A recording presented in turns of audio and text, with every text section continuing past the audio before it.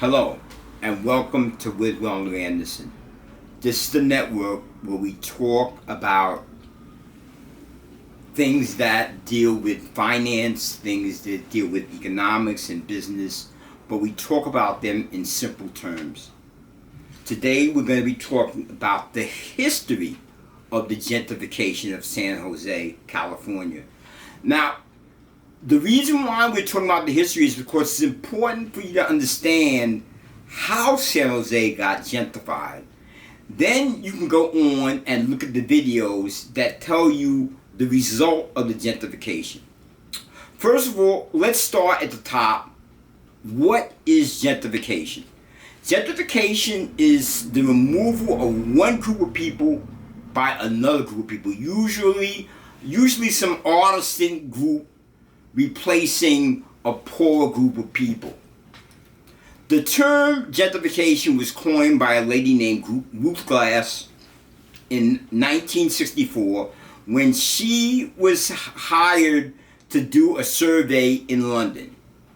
The word gentry is an old term which defines the people in the middle, not the artists, not the aristocrats, and not the poor people, but the artisans and the merchants that work in the middle. With all gentrifications, you must destroy before you gentrify. And now we're going to go through the tools of gentrification. One is redlining, where there is loan restrictions and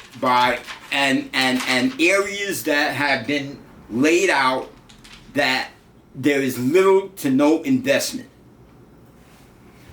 The result of that could be a reduction of services, fire, police, health, food, social, and pharmacy deserts for those who are left behind.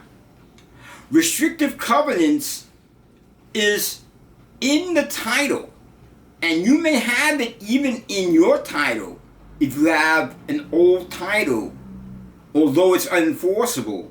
There are still restrictive covenants titles or restrictive covenants verbiage in titles that exist today. A technique used was blockbusting, where what they would have is a realtor would pay a black lady to roll her baby carriage down the street in a white neighborhood, or someone call up a resident and ask for a black name to get white flight, to get people to leave. Also, there's usually in these neighborhoods a lack of transportation and a rent gap theory. The rent gap theory is at some point it doesn't make sense to pay your rent. The taxes are too high. Developers also are in part of this. Urban planning and slum clearance and urban removal and urban blight are also things that are used to gentrify certain areas. San Jose was the first capital of California, and it was incorporated in 1850, and it was known for mercury mining. It became a farming community where people grew fruits and vegetables. There were canning businesses like Del Monte. There was quite a large Mexican, Chinese, Japanese, and Portuguese population between 1850 and say 1870. The Land Grant Act, which came in 1862, did not really have that much effect. It was mainly for people going from the east, moving west, and if you were west, it really didn't impact you. But in 1882, there was a law passed, I believe, by Chester A. Arthur, which was the Chinese Exclusion Act, where they did not allow Chinese people to come into the United States for 10 years. This was done because of union fears and railroad jobs. And in China at that time, there were political issues. There was famine, and the Chinese saw an opportunity to come here. Now, San Jose is not like Oakland, and is not like San Francisco when it comes to the mixture of the people and the industry. As I said, and until the tech era began, it was different. In the earthquake in 1906, there was little damage in San Jose. It quickly recovered. The Great Migration in the black community didn't really have that much of an effect in San Jose. They did not have the type of jobs. To make it plain and simple, black people were not going to move from a farm in Georgia to a farm in San Jose. It just didn't make any sense. So black people sort of went to San Francisco, Richmond, Oakland for the industrial jobs. In 1935, the FHA passed the FHA Mortgage Act, which bought the 30-year mortgage. It bought the low down payment, first time home buyers programs, low down payments. A lot of people were excluded from that. Not just black people. A lot of people were excluded from that. San Jose, as I said, was a farming community. It did not have as much riots as although it was quite a large city toward the end. It did not play much of a role in either World War I or World War II like Richmond did, or Seattle, or San Francisco or Oakland, because it was more inland. There were some riots, Mexican riots, riots over in San Jose, but not really to a great degree. Now, the Japanese people in 1942, when Pearl Harbor was bombed, Franklin Delano Roosevelt implemented the Japanese Internment Act. What happened, not only in San Jose, not only in San Francisco, and not only in Oakland, Japanese people were kicked out of their houses and businesses. I believe they had something like 90 or 30 days to leave the community and go to intern camps, because I guess America felt they were a threat because of the war in Japan. These people lost everything.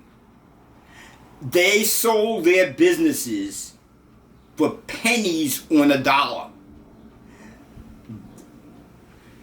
That was extremely dramatic. And to jump ahead for a little bit of history, I believe in 1988, President Ronald Reagan compensated that through a reparation.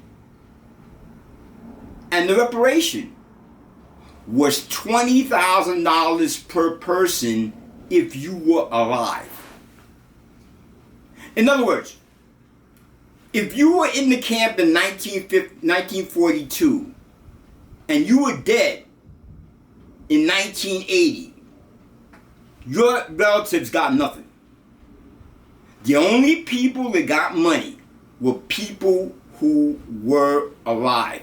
Now, the reason why the Japanese did that is, I guess they felt it was more important for them to be accepted as Americans than the money. That's the only thing I can guess. But let's move on.